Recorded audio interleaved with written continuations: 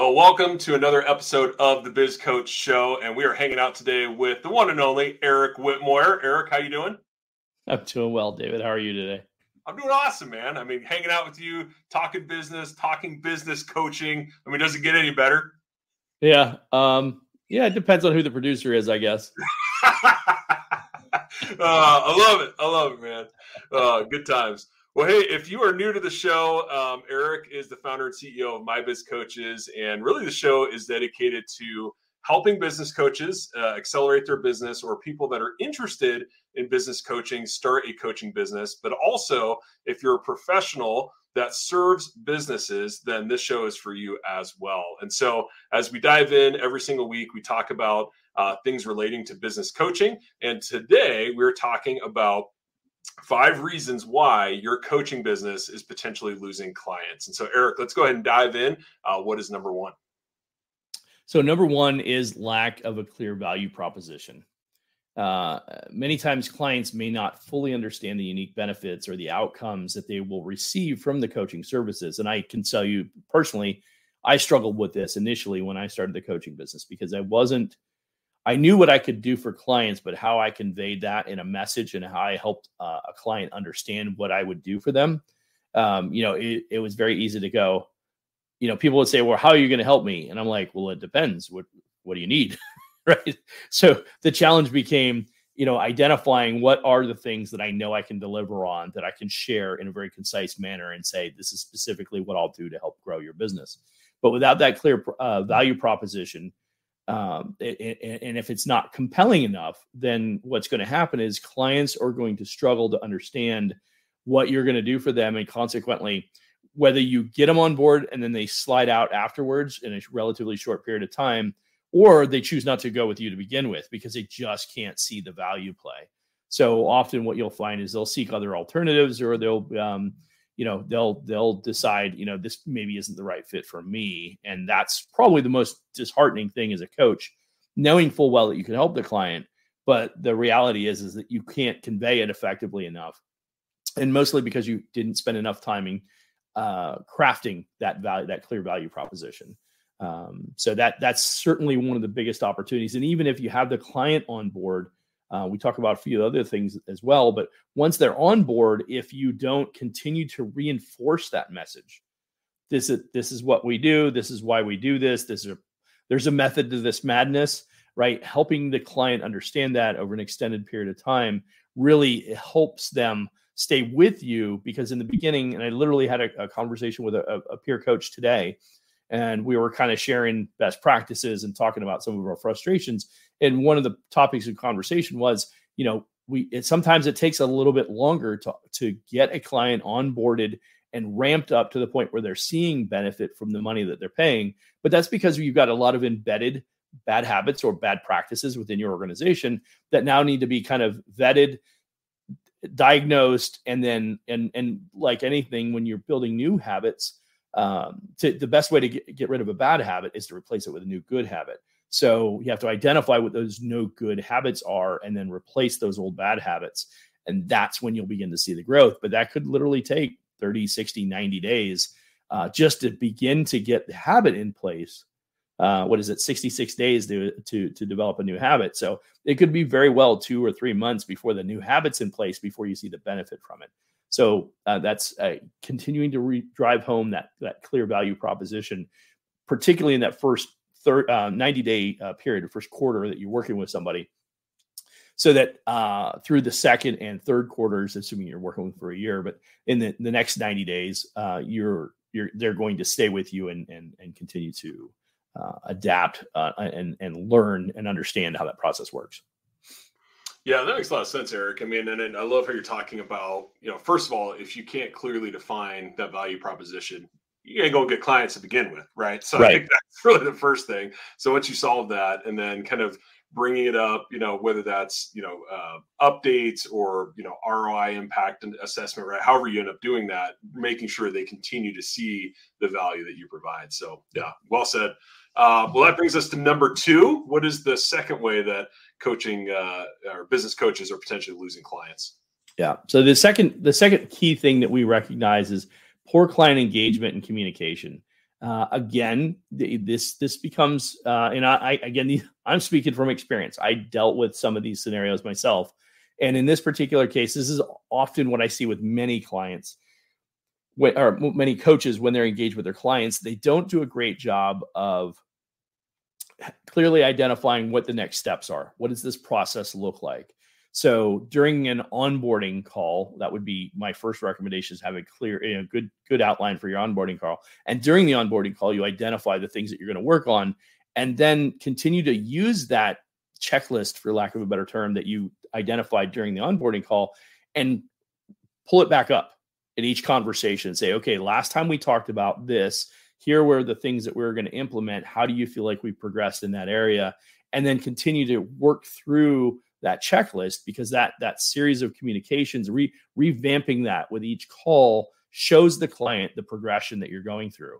And it almost creates that sense of gamification. We're like, okay, we checked that one off. Let's go on to the next one. Right now, we're making progress here. Here's the data that identifies the progress and the growth that we've shown in this area. Now let's make sure we dial into that next one. Right. But inconsistent or ineffective communication can lead to clients that feel neglected or undervalued. One of the things as an independent coach, another thing that often can happen is you have schedule conflicts from time to time. So let's say you have a standing call with somebody, but a conflict comes up and you forget to tell them until the last minute. Well, that's going to rub people the wrong way. I know I'm one of those people that always over commits, and then find myself trying to catch up all the time. And that will come back and bite you in the butt, because that makes the client feel not worthy, right? They're like, oh, well, I'm not good enough. I'm sorry, not good enough. And so consequently, they're kind of frustrated. So that's gonna hurt your lifetime value of a customer, because you're going to lose them a lot faster. You're going to be like, okay, well, they offer great information, but I never know if I can count on them. 1 out of 4 meetings, they usually end up either missing or rescheduling. That's not going to be a good scenario. But if you communicate in advance and say, hey, 3 weeks from now, I have some obligations, some personal obligations. Can we either change the schedule or something like that in advance? That's a lot easier to take. But dropping something on somebody that morning and saying, hey, last minute, I'm not going to be able to make it, that's not going to fly.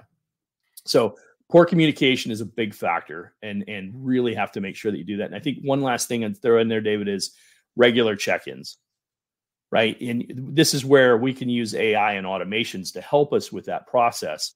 You can have some automations built into your follow-ups so that you're dripping additional information to them on a regular basis. Yeah, I was going to ask on that, actually, Eric. I know every client's different. Every coaching arrangement is different. But is there a minimum that people should be checking in? Is it weekly, monthly? Like how would you frame that? What is the minimum amount of check-ins you should do? Yeah. So, and I know I shared some information on this a couple of episodes ago. I want to say it was like 3 or 4 ago. You asked me that specific question, and the way that I feel today, 5 years into doing this, I'm going to tell you that the more that you touch, even if it's shorter increments of time to engage, the more that you touch, the more likely you're going to see results. So if you were to ask me today versus 5 years ago when I started, somebody would propose to me I should touch base with my client once a week for an hour. I would almost go so far as to say twice a week for 30 minutes might be a better engagement strategy. It may not be ideal from a schedule perspective, but I will tell you that the client will likely see more value because of the number of touch points, because half of what we're trying to resolve is, again, I mentioned earlier, the bad habits. So creating and adjusting from bad habits, you need constant course correction. And if you could do a daily check-in call, even if it was 5 minutes, so maybe it's a once a week for an hour, and it's, a Monday, Wednesday, Friday, 5-minute check-in. How are we doing? Right. Last week we talked, we're going to do this. How did you do today? How did you, and you could, even if it was just 3 days a week, that additional engagement would go a long way. But that would be my ideal scenario based on what I know today. But I definitely think anything less than weekly, you really leave a lot of interpretation. There's a lot of opportunity in between that longer period of time between coaching sessions can create a lot of lost momentum even at 2 weeks. And so once a month, probably not nearly enough. The only way that you could go once a month, in my opinion, would be if you have a client that you've worked with for an extended period of time and they've graduated to a level where they don't need that handholding and they know how to indoctrinate some of these changes in system processes and habit adaptation. Then you could move to that point where it's a once every 2 weeks or a once a month. But in the beginning, I think the more the better. And I honestly, if I was going to share strategy on pricing, I would make my pricing represent that. I would front load my costs so that I can give that extra time in the beginning and then back off over the length of the relationship. Yeah, good advice. And I can see how more touch points equals greater momentum. So totally makes sense. And yeah, even weekly, right? If you miss one weekly call, right, all of a sudden you're waiting a whole nother week for progress, and you see that exactly. a few times over a quarter. Yeah, it's going to take a long time to get those results. So awesome. Yeah, and it's the flywheel analogy. Yep. Right. In the beginning, the more times I'm touching, right, the more likely that we're going to keep the wheel spinning. Keep it going, keep it going, keep it going. When you get to the point where you can't even touch it anymore because it's going so fast that if you touch it, you're going to hurt yourself, right? That's when you have that kind of momentum, all you got to do is walk back over every couple of hours or whatever and hit the wheel again, right? That's when you get to that point, now you've gravitated to that point where you're like, okay, I don't need to micromanage. I can step back and now I've done what I need to do. Yeah. Oh, it makes a lot of sense. Okay. So engaging frequently with your clients, lots of good communication. That's a great point. What's number 3? Number 3, unmet expectations. Nothing will ruin your relationship with a client than not following through with the things you said you're going to do. Again, this comes down to, and this is really, I think it's a skill set, which I would say this about coaching. I've found, again, this is my experience, so take it for what it's worth. But in my experience, you have 2 divergent points. You have the coach who's really good at the daily maintenance. David, we've had this conversation before. We have coaches that are really good at the regular maintenance. They engage, they go the coaching process. They're really good at that. And they have coaches that are really good at finding new clients. They do the business development component. They know how to say the right things to engage people and want them to work with them. But they tend to be lacking in one or the other of the 2 areas. And the coach that is good at the sales part but struggles with the follow-up, this is the one we're talking about. They will say that they're going to do something. I will tell you that I have had a tendency to fall into this category, and this is, again, where I have to use automations. If I say that I'm going to do something, that recently, it was last fall, last summer, I bought my Remarkable tablet. And that's been a huge asset to me because I digitally write things down. I used to write them down in a manual and in my journal, but the problem is that I have to transfer my journal information into some kind of electronic format to either email it to somebody or follow up with them. Now it's all electronic, and so I don't have to do these extra steps. So I think it's a really important component is to determine for yourself what's the best way to manage through your client engagements. We invested a fair amount of money in some software programs so that when we capture coaching notes, it's a simple click of email to my client and boom, it's out. And then so it completely captures our conversation. We use AI in our coaching sessions. So I'll have Read AI or Fathom or some other software program like that in our Zoom calls that'll capture and then spit back out the recap of that coaching session. And then that recap goes directly to my client. I don't have to remember to do those things. So those are tools that you can use to help buffer against that, because the not following through on something you said you were going to do is a quick way to lose a lot of credibility with your client. And if you're coaching them and you're guiding them, they're sitting there waiting for information all the time, they're going to get impatient. And they're going to feel like, why am I wasting my time? Right. So that's an important component. They'll feel dissatisfied and they're going to begin to look elsewhere. They're going to say, hey, I probably would be making more progress if people would follow through what they said they're going to do. And you can apologize all you want. You can go the extra mile and offer additional things, but I'm telling you, quick way to lose clients, and worse yet, then you get a bad rap. Right. And by the way, that extends beyond client engagement. That could be inner partner relationships. For instance, your referral partners. If you promise you're going to do something and don't follow through on it, people will see that and they're going to be slower to refer you because they're going to be like, yeah, I think he's a really good coach, but I don't think he's really good at follow-up. So I'm not sure that he's going to do right by me or she's going to do right by me. So they're going to be a lot slower to refer you. So unmet expectations is a big one that you really need to make sure that you buffer against that. Yeah, that makes a lot of sense. And I know we have a lot of new coaches or people that are thinking about getting into coaching that watch the show. And initially, right, if you have 3 clients, usually you're a little bit more on top of things, right? But as you start to get more clients and you're still doing networking events and you're out marketing and right, all those sorts of things, your calendar fills up and your mental energy, that's a big piece of it too, isn't quite the same to dedicate to each client. And so it's really easy to lose track of that. So totally get where you're coming from. Absolutely. And that's why, again, we constantly promote the idea of using the tools that are available. That's right. Yeah, absolutely. Cool. Well, that brings us to numero cuatro, number 4. What do you got? Lack of adaptability. So, David, I know that you and I both read a book that I'm a huge proponent of as it relates to business, very specifically. Not that I probably couldn't relate to other areas as well, but Built to Last.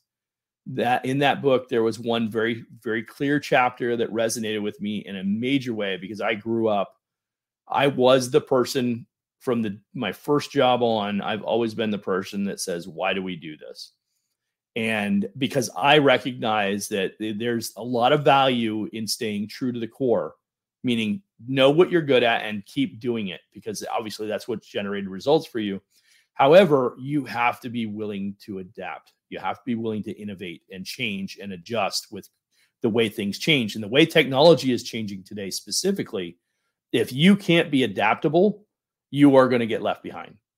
If that wasn't clear and evident in the last 20 years, it is going to be so much in your face in the next 5 years that it's going to make your head spin. I'm telling you. I know I sound like the guy. I sound like Chicken Little running around saying the sky is falling.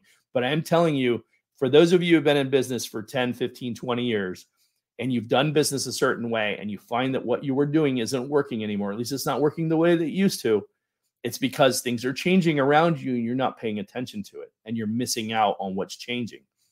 You're not willing to ask the questions.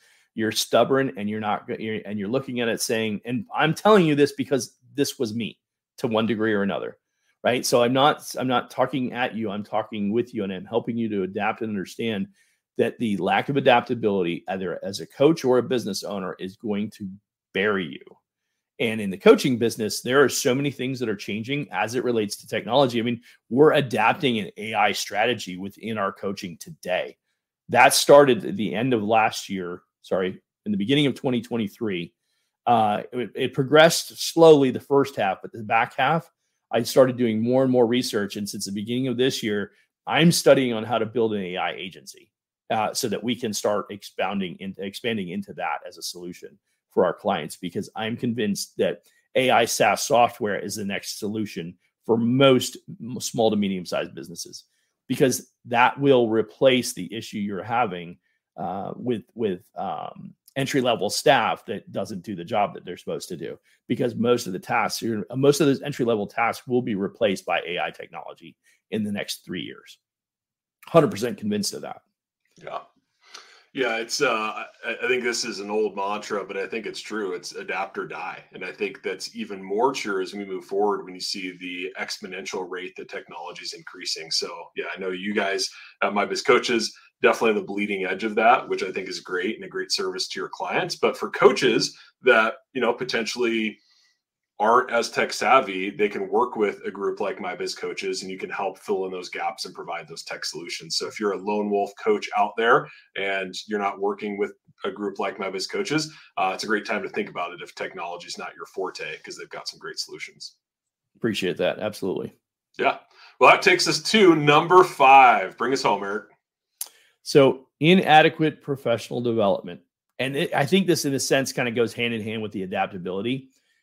Professional development, I look at a little bit differently in the sense that there are certain key skills that you need to develop. And I will speak from my personal experience in that it was my professional development, my ability to have better interactions with my employees. It was my ability to offer more strategic coaching that help people move along their careers or earn opportunities to grow. That ability that I developed through a lot of coaching and a lot of additional courses outside of my job, right? I did stuff on my own to get better at these things. That was a direct correlation to my success in my professional career in the wireless industry. Now, what I would add to that is, as a coach, what makes you good today probably won't be good enough tomorrow to continue doing the same way. And you're going to have to adapt. You're going to have to add new things to your toolbox, right? Your toolkit. And that may include learning about different things like new technologies. I would say today, if you're a business coach and you don't have a relatively good handle on digital marketing, you're probably not giving enough good advice. There's probably a missed opportunity there.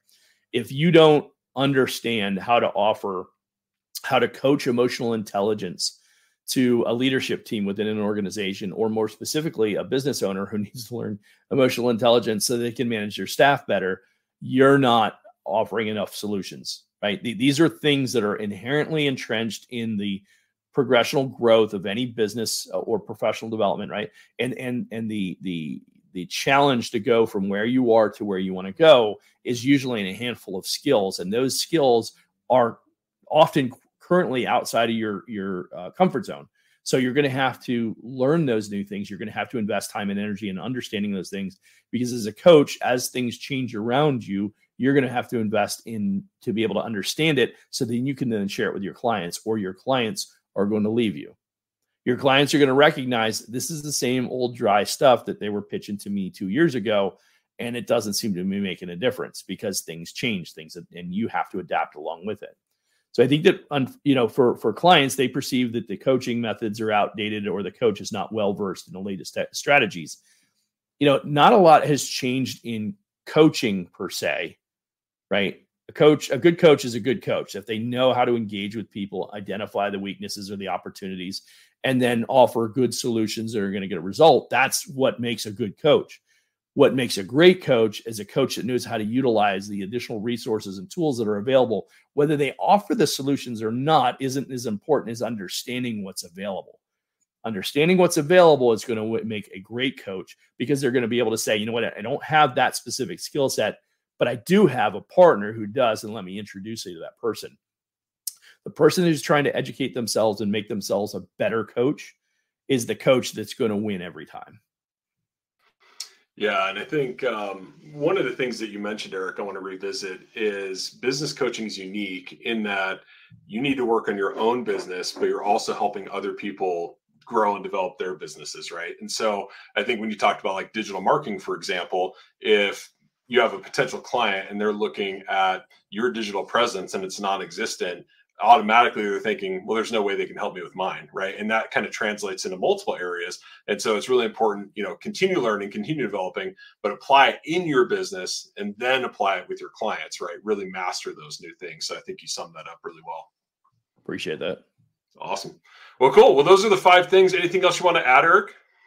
I think that as you kind of encapsulate everything that we kind of talked about today, I think really what it comes down to is, at the end of the day, if you're not retaining clients for, multiple engagements, however you measure engagements, whether it's increments of 3 months or a year or whatever that looks like, if you're not continuing to engage clients for extended engagements, my bet is you're missing 1 or 2 or 3 of these key functions. And I'm telling you from my own personal experience, at least 3 of these were and continue to be an opportunity for me to even get better. I'm telling you this because I know I struggled with these things.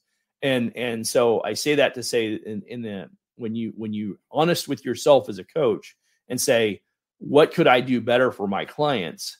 And you take a hard look at any one of these 5 categories and say, like, I know I do a great job of being adaptable. I know I do a great job of being doing the professional development. I thrive in that area. I want to spend time in that stuff. I also know that I am quick to get bored with routine. So as much as I require and really rely on routine to be efficient and successful, I also know that there are certain things in routine that I'm kind of like, I kind of want to do something different today, right? And I think in some way we all crave that to some degree, but clearly identifying where your gaps and opportunities are in these 5 areas will help you not only shore up your client engagement, like you're on the front end, it'll sustain over an extended period of time, which, by the way, will make your business more profitable because you'll have steady people staying with you longer, willing to pay more because they see the value and they see the return that they're getting from the engagement. And I think really, especially coaches, whether you're new or you've been doing it a long time, those are 5 things that can easily, get neglected if we're not careful. So appreciate you walking us through that. Anything else new at MyBiz Coaches that you want to spotlight for the audience today? Yeah, we continue to evolve our partnership relationships, and I think that one of the things that, I could say that I'm very excited about a new partnership that's coming. I'm going to hold off on the announcement until it's official, but it should be official here in the next week or two. And when that is official, it'll be a pretty big announcement. It's going to create a lot of additional opportunity within the coaching space for people who are interested in potentially partnering with us.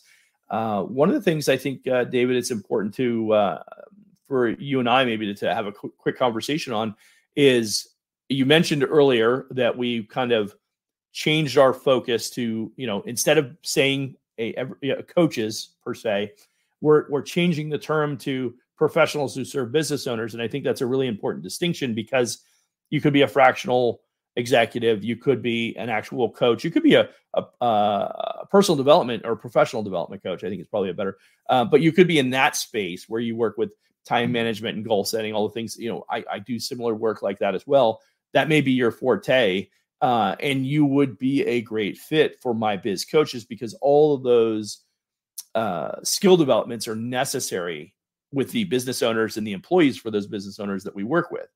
So I really don't think that it's, just the coach. It's just the fractional executives. It's just the professional development people. It's a combination of all of us working together that are really going to get our clients everything they need to find success in their businesses. So I'm really excited about some of the partnerships we developed. For those of you who have not heard this before, we have currently as many as 76 different partnerships. Some of those are limited by regional location, like where you're at in the United States, but we're working on more and more national relationships to allow us to grow and scale up the offers and solutions we can create. Because what we think that we really have helped identify, what we've identified for our opportunity to help coaches is to create what we would call in the marketing space, a funded proposal. Landing a coaching client can take time. Landing any high ticket solution will often take time. And quite honestly, you may find that only 1 or 2 out of every 10 people you engage with are actually ideal clients for you. And then at that point, you have to identify out of those people, they might be an ideal client, but they may not be ready yet. So it's not just because you talk to 1 or 2 out of 10 doesn't mean you're going to close 1 or 2 out of 10. You may get 1 out of 20 or 1 out of 30. So there's a lot of people that you're touching that are not necessarily going to fit your business model. And that's where with MyBiz Coaches, this new solution that we'll be introducing could be really valuable, because basically what you can do is you can make money on the other client engagements that you're creating, like all the time you're spending networking online or in person. Those could all be potential clients to generate secondary or tertiary revenue from. So, but you're putting money in your pocket while you're making these engagements and continue to look for that high ticket client that you want to find. But to go and create that all on your own would be really cumbersome.